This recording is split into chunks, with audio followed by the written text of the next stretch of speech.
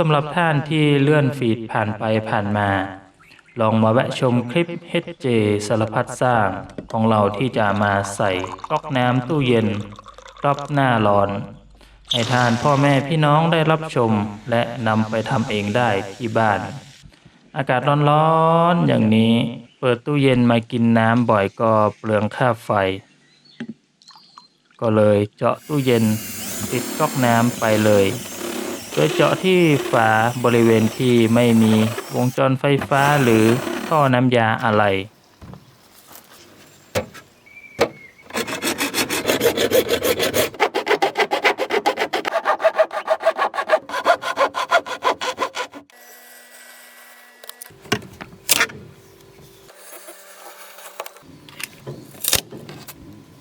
ใช้ก๊อกน้ำแบบ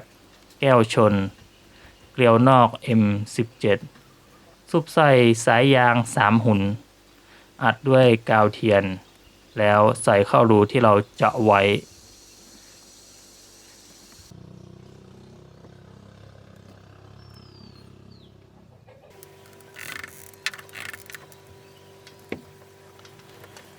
เจาะฝาขวดที่เราต้องการใช้เป็นขวดเก็บน้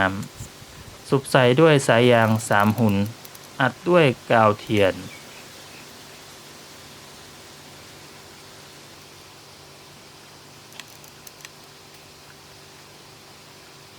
แล้วตัดขวดให้ได้ตามรูปหรือเอาที่ว่าใส่ขวดน้ำไปแล้วไม่หลุดตกแล้วนำมายึดกับฝาตู้ด้านในด้วยน็อตหัวหมุด2 ตัว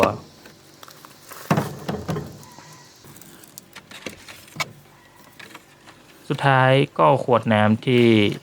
อยากกินเย็นๆมาใส่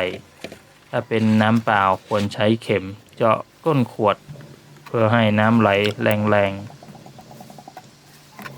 ๆหรือจะตัดก้นขวดเพื่อเติมน้ำง่ายๆก็ดี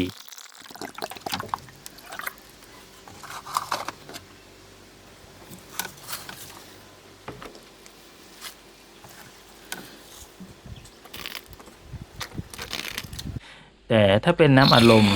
มันมีแรงดันไหลแรงสะใจอยู่แล้ว